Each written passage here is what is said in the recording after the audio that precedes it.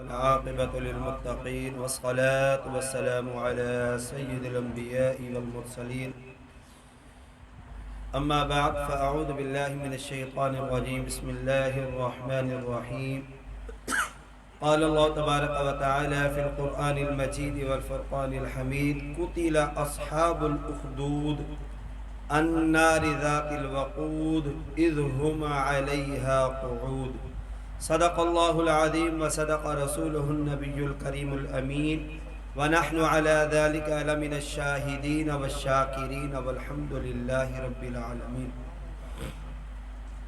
حضرات محترم، میں نے آپ احباب کے سامنے سورہ بروج کی 3 آیات بینات تلاوت کی۔ اس کا ترجمہ کچھ اس طرح ہے کہ کھائی والوں پر لعنت ہو، یعنی گڑھا کھود کر بیٹھے ہوئے تھے۔ اللہ پاک فرماتا ہے کہ ایسے لوگوں پر لعنت ہو، وہ اس بھڑکتی آگ والے ہیں جب وہ اس کے کنارے پر بیٹھے تھے، اور وہ خود گواہ ہیں جو کچھ مسلمانوں کے ساتھ کر رہے تھے۔ یہ سورہ بروج کی کچھ آیات کے اندر اللہ تبارک و تعالی نے ان لوگوں کا ذکر کیا کہ جو مسلمان کو تکلیف دینا چاہتے تھے۔ یہ جو ہماری زندگی ہے، اس زندگی کے اندر نشیب و فراز آتے رہتے ہیں۔ اللہ تعالیٰ کے جو انبیاء گزرے ہیں، جتنے ان کا مقام اور مرتبہ بڑا تھا، ان کو زندگی میں آزمائش بھی اتنی ہی بڑی آتی رہی۔ کبھی بھی ایک جیسا وقت اور ایک جیسے حالات کسی کے ساتھ نہیں رہے۔ اللہ کے بعد جو افضل ترین ہستی میرے اور آپ کے نبی صلی اللہ تعالی علیہ وآلہ وسلم کی ذات ہے، کہ جن کو طائف کے میدانوں میں ستایا گیا، اور آپ کے لاڈلے شہزادے کہ جن کو میرے اور آپ کے نبی صلی اللہ تعالی علیہ وآلہ وسلم نے اپنے کاندھوں پر جن کو سواری انہوں نے سرکار کے کاندھوں پر کرنے کی سعادت حاصل کی، تو یہ اتنا بڑا مقام امام حسین رضی اللہ تعالی عنہ کو ملا۔ لیکن اس کے باوجود ان کو بھی آزمائش آئی۔ ان کی آنکھوں کے سامنے ان کے بچوں کو ستایا گیا، ان کی آنکھوں کے سامنے شیرخوار بچوں کو تکالیف میں مبتلا کیا گیا، ان کی آنکھوں کے سامنے باپردہ خواتین کی عزتوں کو اچھالا گیا، اور خود امام حسین رضی اللہ تعالی عنہ کو اس قدر بے دردی کے ساتھ شہید کیا گیا۔ پتہ یہ چلا کہ جو رب کا جتنا پیارا ہوتا ہے، اللہ تبارک و تعالی اس کے ساتھ آزمائش کا ویسا معاملہ فرماتا ہے۔ نیک ہوں گے درجات بلند ہوں گے، ہم جیسے گناہگار ہوں گے تو ہمارے گناہ معاف ہوں گے، ہم جیسے گناہگار ہوں گے ہمارے خطائیں معاف ہوں گی، ہم جیسے خطا کار ہوں گے اللہ پاک ہمارے گناہوں کو ختم کر کے اللہ تبارک و تعالی جنت میں داخلہ عطا کرے گا۔ لیکن جو رب کے محبوب ہوتے ہیں، اللہ کے پیارے ہوتے ہیں، اللہ تبارک و تعالی جب ان کے ساتھ آزمائش کا معاملہ کرتا ہے، گویا اللہ ان کے درجات کو بلند کرتا ہے۔ ہم انبیاء کی زندگی کا مطالعہ کریں۔ حضرت موسیٰ کلیم اللہ، حضرت عیسیٰ روح اللہ کو سولی کی کوشش کی گئی، حضرت داؤد، حضرت یونس علیہ السلام، حضرت یوسف علیہ السلام، اس قدر ان کو تکالیف دی گئی۔ حضرت یوسف علیہ السلام کے بارے میں آپ سنتے رہتے ہیں کہ آپ کو اپنے گھر والوں سے دور کر دیا گیا، مصر کے بازاروں میں معاذ اللہ آپ کو بیچتے رہے، لیکن اللہ تبارک و تعالی نے سارا کا سارا مصر حضرت یوسف علیہ السلام کے ہاتھ میں عطا کر دیا۔ تو جو رب کا جتنا پیارا ہے اس کے ساتھ آزمائش آتی ہے۔ آج میں اور آپ زندگی گزارتے ہیں، کبھی گرمیاں آ جاتی ہیں، کبھی سردیاں آ جاتی ہیں، کبھی حالات کیسے ہیں، کبھی حالات کیسے ہیں، تو ہمیں جب بھی کوئی پریشانی ہو، ہم اللہ تبارک و تعالیٰ ان نیک لوگوں کی پریشانیوں کو یاد کریں۔ ہمیں جو اپنی پریشانی نہیں بالکل چھوٹی اور حقیر نظر آئے گی، اور ہم اس پریشانی کو یکسر فراموش کر دیں گے۔ یہ جو آیت کریمہ میں نے آپ کے سامنے تلاوت کی ہے، اس میں کچھ ایسے لوگوں کا ذکر ہے کہ جو ایک گڑھا کھود کر، خندق کھود کر اور آگ جلا کر اس میں اہل ایمان، بنی اسرائیل کے جو اہل ایمان تھے، وہ چاہتے تھے کہ وہ ان کو اس آگ کے اندر ڈال دیں۔ وجہ کیا تھی؟ 10 منٹ سے مختصر سے عرض کروں گا۔ وجہ کیا تھی؟ کہ ایک بادشاہ جو کہ لوگوں کو یہ کہتا تھا کہ تم میری عبادت کرو، شرک پر مجبور کرتا تھا، جو اس کو سجدہ نہیں کرتا، اس کی بات نہیں مانتا، اس کو جان سے مار دیتا. اور اسی نے ایک جادوگر بھی رکھا ہوا تھا اپنے پاس. تو جادوگر نے ایک وقت میں کہا کہ حضرت بات یہ ہے کہ میں اب بوڑھا ہو چکا ہوں، بڑھاپے کی دہلیز پر قدم رکھ چکا ہوں، میں اب یہ چاہتا ہوں کہ اب کوئی بچہ میرے پاس بھیجو تاکہ میں اس کو جادو سکھا دوں، میں دنیا سے چلا جاؤں تو تمہاری سلطنت چلتی رہے، تمہاری سلطنت چلتی رہے. تو بادشاہ نے کہا بات تو درست ہے. تو اس بادشاہ نے ایک بچہ اس جادوگر کے پاس بھیجا کہ جاؤ تم اس سے جادو سیکھ کر آؤ، اس سے جادو سیکھ کر آؤ. وہ جاتا رہا. اس کے بعد جادو سیکھنے کے لیے راستے میں ایک راہب رہتا تھا جو نیک تھا، عبادت گزار تھا. راہب نیک تھا، عبادت گزار تھا. وہ آتا راہب کے پاس کچھ دیر قیام کرتا، اس کی باتیں سنتا، پھر اس جادوگر کے پاس چلا جاتا، جا کر جادو سیکھتا. اب وہ پریشان تھا کہ یار یہ صحیح ہے یا وہ صحیح ہے. جس طرح ہم بھی سوچتے ہیں نا، یہاں جائیں وہاں جائیں، کیا کریں، کون صحیح ہے. تو اس کو قلبی طور پر یہاں سکون ملا راہب کے پاس، جو اللہ اور اس کے رسول کی اور تقوی و طہارت کی بات کیا کرتا تھا. اس کو وہ پسند آیا. تو اس نے کہا کہ میں ان کا امتحان کروں گا کہ آیا اللہ کی بارگاہ میں یہ مقبول ہے یا اللہ کی بارگاہ میں یہ مقبول ہے، اللہ کی بارگاہ میں یہ رد کیا ہوا یا یہ دھتکارا ہوا ہے. ایک وقت ایسا آیا کہ ایک پہاڑ سے پر پتھر گرا، جس کی وجہ سے کچھ لوگ تھے جو مقید ہو گئے نا. اب اس نے کہا کہ میں راہب کا وسیلہ اللہ کی بارگاہ میں دیتا ہوں، اگر ان لوگوں کو خلاصی مل جاتی ہے اور یہ لوگ آزاد ہو جاتے ہیں، گویا راہب درست ہے اور میں جادوگر کے پاس جانا ترک کر دوں گا.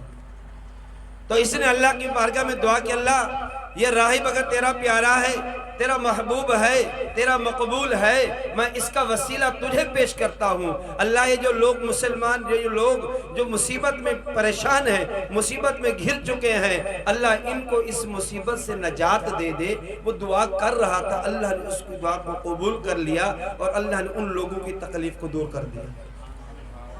اللہ نے ان کی تکلیفوں کو دور کر دیا.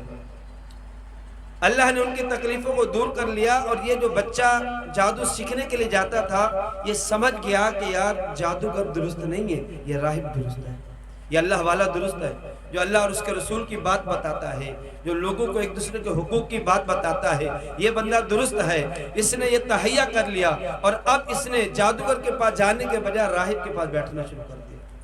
اور اس سے اس وقت کی جو شریعت تھی، بنی اسرائیل سے جو تعلق رکھتے تھے، اس شریعت کو سیکھا اور اللہ تبارک و تعالی کی عبادت کرتا تھا. ایک وقت ایسا آیا کہ راہب نے اس کو کہا، اس کے پاس کوئی شخص آیا تو راہب تو تھا نہیں، تو اس بچے نے اس کو دم کر دیا، اللہ نے اس کو شفا دے دی.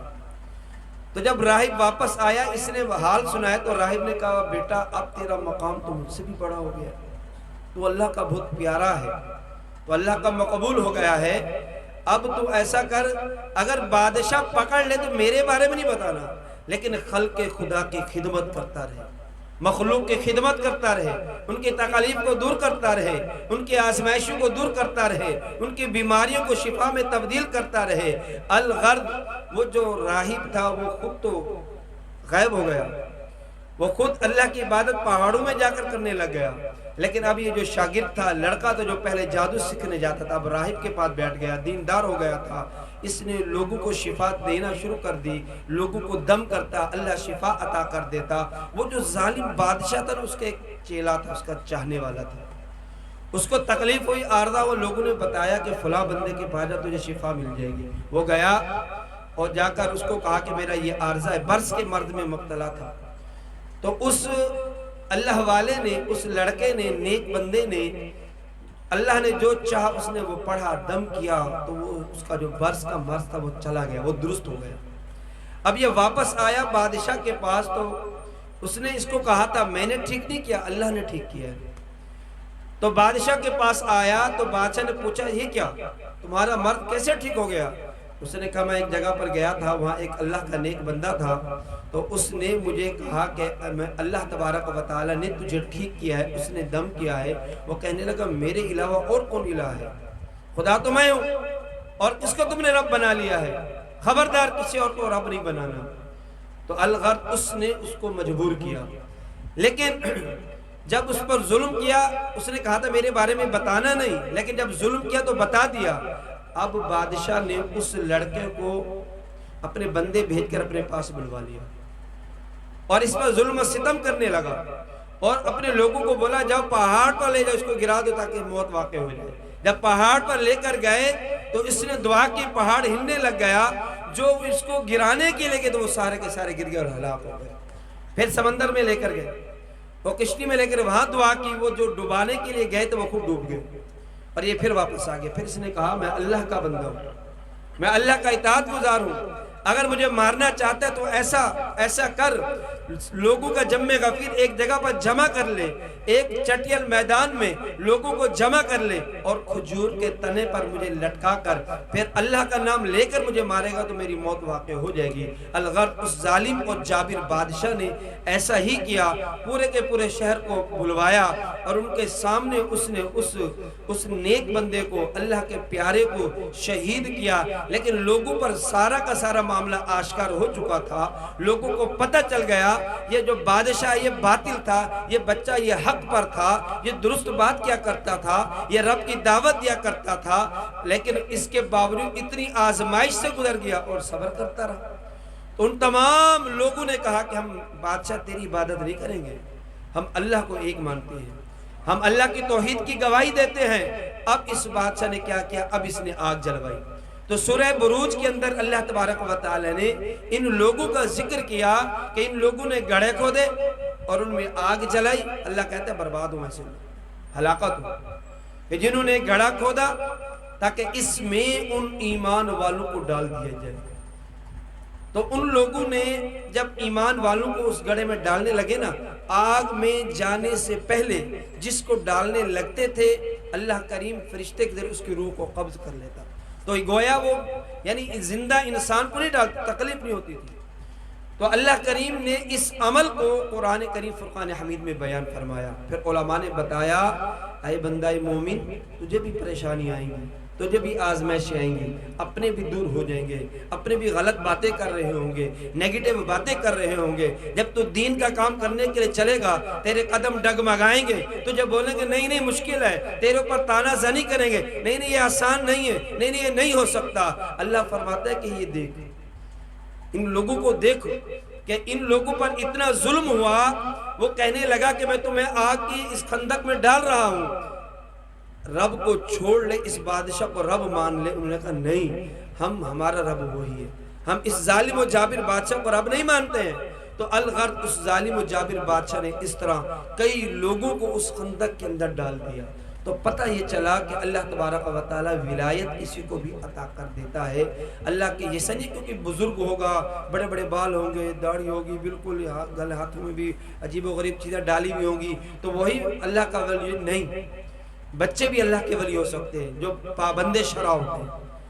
ہم دیکھیں حضرت عیسیٰ بچپنے میں اللہ کے نبی بھی تھے، حضرت مریم کو دیکھیں بچپنے میں ہی اللہ نے ان کو ولایت عطا کر دی۔ حضرت مریم نبی تو نہیں تھی، نبی کی ماں تھی، لیکن اللہ کی ولیت، اللہ کی پیاری تھی۔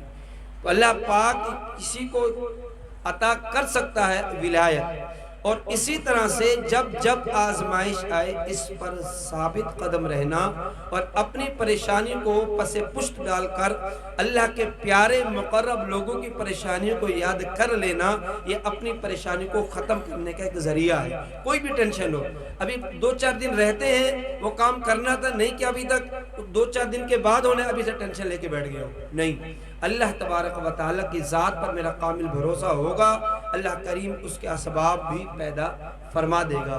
پتہ یہ چلا کہ اگر ہمیں کوئی پریشانی ہوتی ہے، ہم اس پر صبر کرتے ہیں، ہمارے گناہ معاف ہو جاتے ہیں، ہمارے گناہ مٹتے ہیں. یہ کتنی ہم نیکی نہیں کر رہے ہیں لیکن صرف صبر کر رہے ہیں, اس آزمائش پر صبر کر رہے ہیں. اللہ پاک اس عمل کی وجہ سے گناہوں کو مٹا رہا ہے. چیز ہے کہ پھر میں چھوٹی چھوٹی باتوں کو لے کر بنیاد بنا کر بیٹھ جاؤں, مایوس ہو جاؤں اور کمفرٹ زون بنا لوں, نہیں یار میں وہاں نہیں جا سکتا, نہیں میں وہاں یہاں نہیں کر سکتا. نہیں, ہر جگہ پہ جانا ہے. نبی کریم صلی اللہ تعالی علیہ وآلہ وسلم کی ذات سے بڑھ کر تو کوئی نہیں ہے. اتنا ستایا گیا اور خون مبارک سے آپ کے جو جوتے تھے جو تر ہو جایا کرتے تھے, اللہ نے فرشتوں کو بھیجا جو آسمانوں پر پہاڑوں پر معمور تھے. اے اللہ کے نبی ہمیں حکم دیجیے, اللہ نے ہمیں اذن دیا ہے, اجازت ہے ہم ان دونوں پہاڑوں کو ملا دیں. فرمائے نہیں, یہ لوگ مجھے نہیں جانتے, میری قدر نہیں کرتے, لیکن ان کی اولاد ہوگی جو میری قدر کرے گی. تو حضرات محترم, ہم انہی کے امتی ہیں. ہمیں بھی چاہیے جب کبھی اس طرح کوئی مسئلہ ہو, کوئی پرابلم ہو, گھریلو طور پر ہو یا معاشرے علاقائی طور پر ہو, تو ہمیں اس پر صبر کرنا ہے, اللہ کی بارگاہ میں رجوع کرنا ہے. انشاءاللہ الکریم پریشانی بھی دور ہو جائے گی اور انشاءاللہ الکریم دنیا اور آخرت میں سکون بھی مل جائے گا. خالق کریم جل وعلا مجھے بھی اس آیت کریمہ پر عمل کرنے کی توفیق عطا فرمائے. یہ آیت کریمہ ہمیں یہ پیغام دے رہی ہے کہ جب تمہیں آزمائش ہو تم صبر کرو. کتنی بڑی آزمائش تھی, گڑھا کھدا ہوا ہے, آگ جل رہی ہے, لوگوں کو ایک ایک کر کے ڈالا جا رہا ہے اور کہا جا رہا ہے کہ اللہ کو ترک کر دو, اس کو مان لو. انہوں نے کہا نہیں, ہم اسی کو مانتے, ہم اس کو نہیں مانتے. اللہ تبارک و تعالی مجھے بھی آپ کو بھی اس پر عمل پیرا ہونے کی توفیق عطا فرمائے, آزمائشوں پر صبر کرنے کی توفیق عطا فرمائے. صبر کریں گے اجر ملے گا, شور کریں گے صبر کا اجر وہ بھی ضائع ہو جائے گا. اللہ پاک عمل کی توفیق عطا فرمائے. آمین. وآخر دعوانا ان الحمد للہ رب العالمین.